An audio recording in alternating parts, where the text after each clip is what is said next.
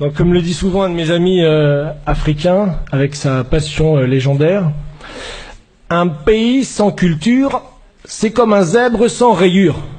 Ça n'existe pas. Voilà. Et il me répète souvent ça, c'est une idée qui m'a beaucoup marqué.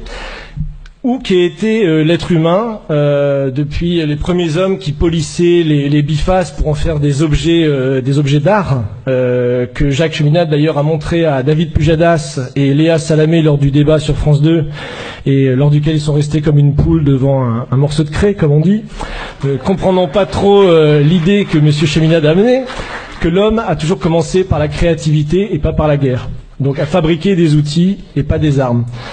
Donc également, j'ai eu la chance récemment d'aller dans la grotte de Nio, voir des peintures qui datent de 15 000 ans avant Jésus-Christ, qui sont tout simplement magnifiques. On voit vraiment, il y a 15 000 ans, des êtres capables de faire des œuvres de beauté tout à fait splendides. Ou encore des gens qui se retrouvaient dans une salle en 2017 à Clichy, par exemple, pour réfléchir ensemble à l'avenir de l'humanité. Vous aussi, vous êtes créatifs, et c'est la base de notre projet. Et si vous l'êtes pas, je vous invite à vous poser la question de pourquoi. Je vous donnerai pas la réponse, mais je vous invite à vous poser la question. Donc, il y a un sujet que je vais vous présenter aujourd'hui, qui est un sujet aussi méconnu que politique, que polémique et passionnant. Donc, c'est avant de parler de l'impérialisme monétaire, du franc CFA. Je remercie Pierre pour la petite introduction. On va parler de l'impérialisme monétaire. Il y a eu beaucoup de questions, vous l'avez vu ce matin, sur le franc CFA, qui est un sujet très important pour nous. Donc moi, je vais vous parler d'un autre impérialisme, qui est l'impérialisme scientifique. C'est-à-dire que aujourd'hui, on a une falsification, ce que Cheikh Anta Diop appelle une falsification consciente de l'histoire de l'humanité, qui a été opérée depuis plus de 200 ans et qui continue encore aujourd'hui. C'est-à-dire c'est la négation systématique de l'apport de la civilisation noire dans l'histoire universelle. Aujourd'hui, c'est quelque chose qui est constamment nié. Vous pouvez regarder vos livres d'histoire, vous verrez que c'est constamment nié. Donc cette présentation sera en hommage d'une femme extraordinaire que j'ai rencontrée en 2013 et avec qui Cheminade avait déjà travaillé dans les années 90, qui est la femme justement de Cheikh Anta Diop, et qui malheureusement est décédée en mars 2016, donc dans l'indifférence générale, et qui a continué le combat de son mari que je vais vous présenter aujourd'hui en France pour faire connaître ses découvertes. Je vous conseille de lire ce livre, L'Afrique répond à Sarkozy, où vous vous rappelez, Sarkozy en 2017 avait fait un célèbre discours à l'université Cheikh Anta Diop, à Dakar, dans lequel il disait ceci: le drame de l'Afrique, c'est que l'homme africain n'est pas assez rentré dans l'histoire. Dans cet imaginaire où tout recommence toujours, il n'y a de place ni pour l'aventure humaine, ni pour l'idée de progrès. Le problème de l'Afrique, c'est de ressasser, de toujours répéter, de se libérer du mythe de l'éternel retour, c'est de prendre conscience que l'âge d'or qu'elle ne cesse de regretter ne reviendra pas, pour la simple raison que l'âge d'or de l'Afrique n'a jamais existé. Donc, ce qui avait choqué toute l'Afrique à l'époque. Et donc, il y a ce livre qui est une réponse d'une vingtaine de personnes qui répond à cette attaque de Nicolas Sarkozy, dont la femme de Cheikh Anta Diop à l'époque. Voilà, donc ça c'est Cheikh Anta Diop, donc qui est né en 1923, il est mort en 1986, je vous donne en gros son curriculum. Donc c'est quelqu'un qui est venu faire ses études en France et qui s'est engagé tout de suite dans des études de physique et de chimie nucléaire, et qui a travaillé avec justement Frédéric Joliot-Curie à l'époque, et qui a passé justement un diplôme justement pour devenir physicien et chimiste nucléaire, ce qui lui a permis de réaliser déjà à son époque une prouesse, c'est-à-dire qu'il a créé le premier laboratoire africain de datation des fossiles archéologiques au radiocarbone. Donc dans les années 60. Donc ça, c'était déjà une prouesse qui permettait justement de faire des tests de mélanine sur des échantillons justement de momies égyptiennes, afin de prouver que les pharaons égyptiens étaient noirs, qui est la grande découverte qu'il a fait et qu'il a exposée. Donc là, c'est pour présenter un peu le personnage. Donc la base de sa découverte, c'est ce qu'on appelle l'homme de Grimaldi. Donc l'homme de Grimaldi, vous voyez ici, qui a été découvert à la frontière italienne, donc à Menton, donc en 1901, et donc qui sont des fossiles justement négroïdes, qui sont arrivés justement en Europe à cette époque-là, donc moins 40 000, moins 30 000. Et déjà dans les années 20, vous avez des gens, même en Europe, qui reconnaissent justement l'origine noire de la civilisation dans son ensemble. Donc vous avez par exemple Monsieur Boulle et Monsieur Valois, qui disent que quand on compare les dimensions des os de leurs membres, on voit qu'il y avait les jambes très longues par rapport aux cuisses et les avant-bras très longs par rapport aux bras, que leurs membres inférieurs étaient extrêmement développés en longueur par rapport aux membres supérieurs. Or, de telles proportions reproduisent, en les exagérant, les caractères que présentent les nègres d'aujourd'hui. De là, une première raison pour considérer ces fossiles comme des négroïdes, sinon comme des nègres. Donc en gros, ça pose la polémique de dire que nos ancêtres ne sont peut-être pas les Gaulois, comme M. Sarkozy avait également fait polémique sur cette question-là, mais de voir que l'histoire universelle, elle ne peut pas être sélective. Que si l'origine des hommes, le berceau de l'humanité, c'est l'Afrique, forcément les hommes ont été noirs, et qu'ils sont forcément arrivés justement en Europe dans cette période de moins 40 000, on estime, à peu près.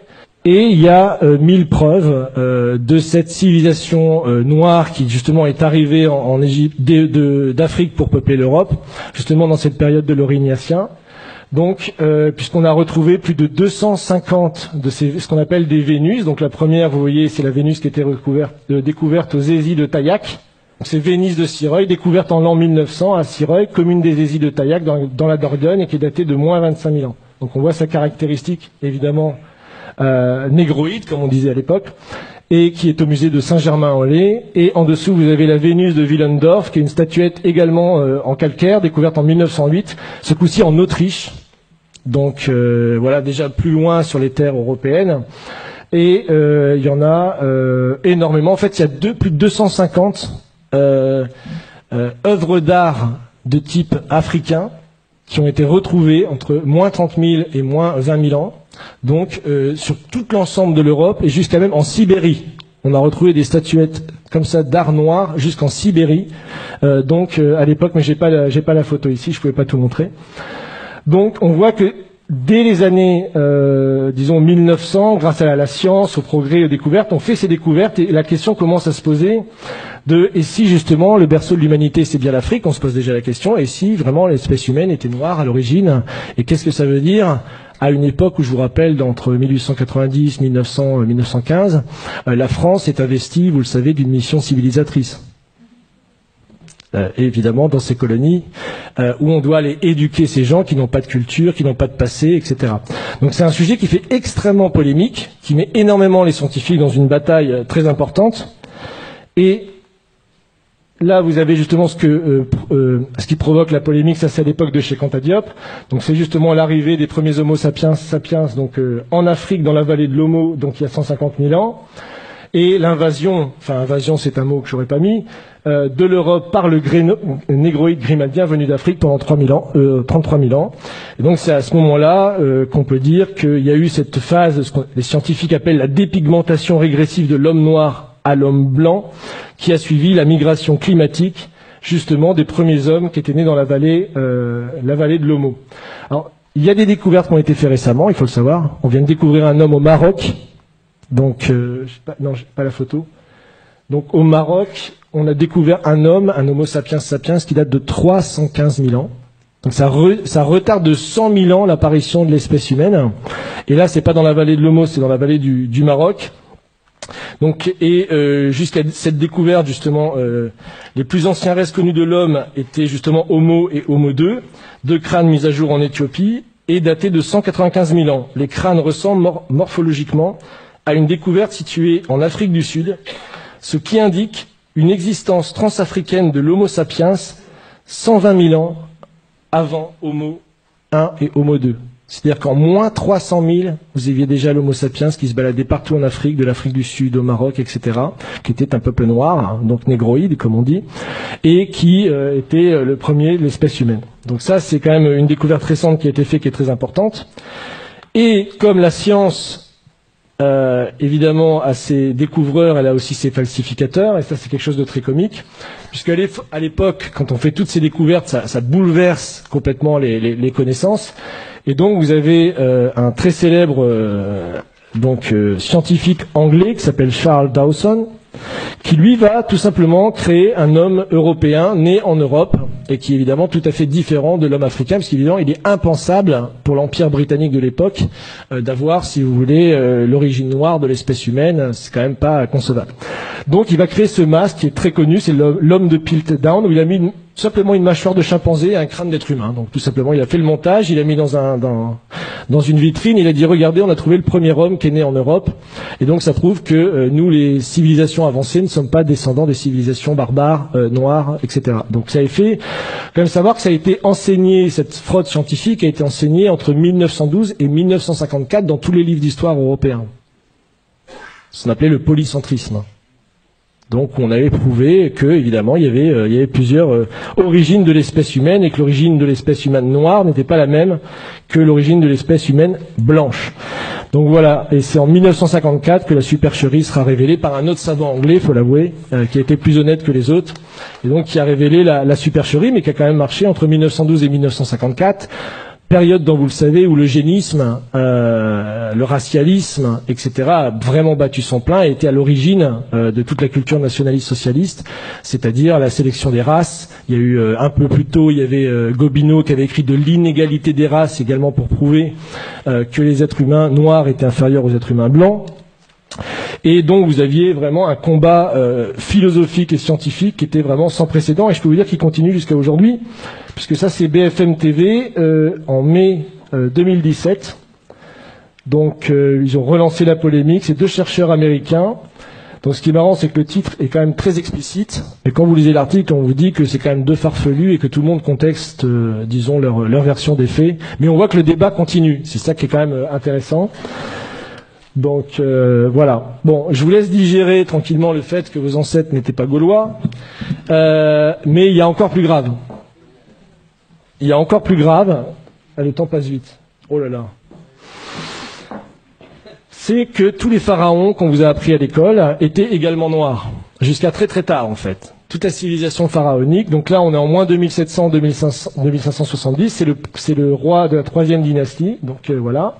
On voit ici de profil, donc il y a des caractéristiques morphologiques, bon j'ai pas le temps de rentrer dans les détails, et vous remarquez que son nez est complètement éclaté.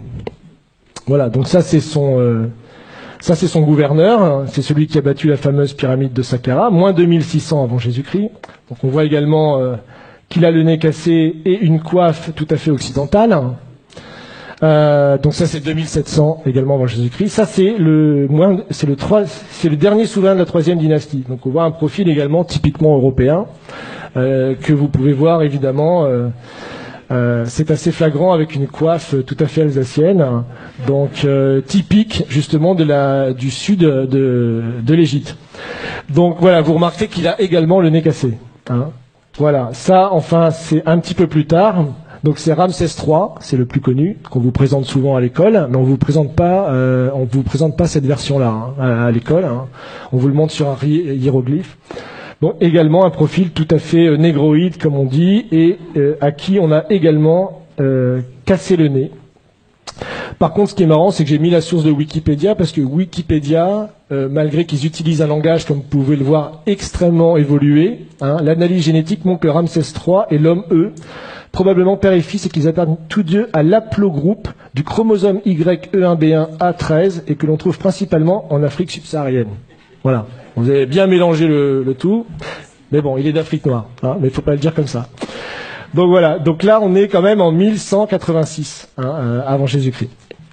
Donc là, c'est les Égyptiens tels qu'ils se représentent. C'est également dans la tombe de Ramsès III que vous pouvez visiter en allant dans la vallée des rois. Donc 1200 avant Jésus-Christ montre que les Égyptiens, voilà, ça c'est l'Égyptien, ça veut dire Égyptien, et qui se représente comme ça ici. Hop, voilà, l'Égyptien vu par lui-même. Donc voilà, ça c'est 1200 avant Jésus-Christ. Donc imaginez un petit peu. Donc voilà. Et certains scientifiques, déjà un peu plus tôt, et c'est les découvertes qu'a fait Cheikh Anta Diop, c'est-à-dire que lui, il a même découvert que bien avant les découvertes qu'on a fait par la science, des explorateurs, au moment des invasions de Napoléon, ou des Anglais ou des Allemands qui étaient allés en Égypte, avaient découvert que les pharaons étaient noirs, mais que personne ne voulait en parler. Donc lui, c'est Lepsius, c'est le fondateur de l'égyptologie en Allemagne, et il dit, voilà, tout simplement, bon, c'est une citation de son livre, que vous pouvez trouver sur Internet, là où on s'attendait à voir un Égyptien, bizarre, on trouve un nègre authentique, tout à fait original. Donc ça, bon, j'ai pas le temps, c'est une icône byzantine du XIe siècle qui montre le roi Salomon allant visiter le pharaon noir, qui est très caractéristique. Et dans le Cantique des Cantiques, pour ceux qui connaissent la Bible, vous connaissez ce passage, je suis noire et pourtant belle, fille de Jérusalem, comme les temples de Kédar, les pavillons de Salomon. Voilà, pour ceux qui... Voilà. Donc voilà, encore une fois, là, il y en a plein, en fait. Hein. Bon, non seulement l'homme avant d'être blanc était noir, non seulement les pharaons également étaient noirs, et on bâtit également était le berceau des sciences et des arts. Et ça, c'est la vraie négation, je pense, la plus consciente qui a été faite jusqu'à présent, qui perdure dans nos écoles aujourd'hui, même jusqu'en Europe. Donc, puisque vous avez là également dans une des tombes, 2000 ans avant la balance d'Archimède, hein, le système de balance avec des curseurs hein, afin de déplacer le centre d'inertie. Donc, vous avez là tout simplement le point de levier et ici ce qu'on appelle le principe d'Archimède qui disait pour soulever la terre, donnez-moi un point d'appui, qu'il a rédigé dans un traité, évidemment, 2000 ans plus tard, enfin 1500 ans plus tard, et en disant que c'était sa découverte et que c'était lui qui avait découvert toutes ces sciences géométriques. Donc, encore plus intéressant, le papyrus de Moscou. Donc ça, il se trouve à Moscou, justement, aujourd'hui. Il est au musée Pouchkine de Moscou. Et en fait, c'est les papyrus qui prouvent toutes les découvertes géométriques qui ont été faites par l'Égypte noire pharaonique, justement, entre moins 1500 et moins 3000 avant Jésus-Christ. Donc là, vous avez par exemple la pyramide tronquée, vous avez le calcul de la demi-sphère, vous avez Pythagore, vous avez le calcul des ellipses, vous avez ça aussi, là c'est l'autre papyrus de Rhind. Donc vous avez ici donc le théorème de Thalès. Donc, ça, vous trouvez aussi dans des tombes, dans le papyrus. Donc ici, et Thalès lui-même a avoué qu'il avait fait sa découverte en Égypte, hein. Qu'il avait lui-même fait sa découverte en Égypte. Mais il n'a pas dit que c'était les prêtres égyptiens qui lui avaient enseigné justement cette chose-là. Donc ils se sont tout accaparés. Donc là, ils ont même été jusqu'à calculer des coniques. On retrouve des études de coniques. Bon, ça c'est pour les matheux, qui sont soi-disant attribuées beaucoup plus tard, plus de 3000 ans plus tard. Là, le calcul de l'ellipse, de la demi-sphère, toutes ces choses-là ont été découvertes déjà avant moins 2000 par les Égyptiens à l'époque. Donc, encore plus fou, c'est que les pyramides ont été faites, elles, encore plus tôt. Donc c'est 2600 pour la pyramide, je crois que j'ai les dates ici. J'ai encore un peu de temps. Oui. Donc ça c'est la pyramide de Khéops qui a été faite en 2500 avant Jésus-Christ. Donc il nécessite des niveaux de science extrêmement aboutis, puisque la base de la pyramide est horizontale à 20 mm près. Vous imaginez déjà les calculs qu'il fallait faire. Et pour obtenir un carré parfait de la pyramide, c'est seulement 0,05% d'erreurs qui ont été faites. Aujourd'hui encore, moi j'ai lu des thèses qui datent de 1970, qui vous prouvent qu'il est impossible que les Égyptiens aient construit les pyramides. Il y a des thèses qui sont écrites là-dessus jusque dans les années 70. J'ai même une citation là, qui est sur un site de vulgarisation scientifique, qui ont des dizaines de milliers d'abonnés. C'est vraiment une chaîne YouTube et tout ça qui est très bien. Et vous pouvez lire que, sachant que les mathématiques, la géométrie et autres sciences nécessaires à de tels résultats n'existaient pas dans l'Égypte ancienne, en tout cas pas sous une forme élaborée, Pythagore évidemment ne naîtra que 1000 ans plus tard, comment les Égyptiens sont-ils parvenus à un tel degré de perfection? Pas de révélation évidemment dans ce site, mais rassurez-vous, les égyptologues continuent de chercher. Donc ça, c'est publié en 2015. Vous imaginez. Donc ça, c'est pour vous montrer les dates justement des grands découvreurs qu'on apprend à l'école. Donc le théorème de Pythagore, Thalès, le théorème de Thalès, évidemment, puis d'autres scientifiques ont travaillé sur les coniques ou Archimède. Donc voilà. Enfin, pour finir, ça c'est une image peinte du Sphinx à l'époque de Napoléon, par quelqu'un qui s'appelle Vivant Denon, et donc qui est assez caractéristique, comme vous pouvez le voir, de la race négroïde des Égyptiens.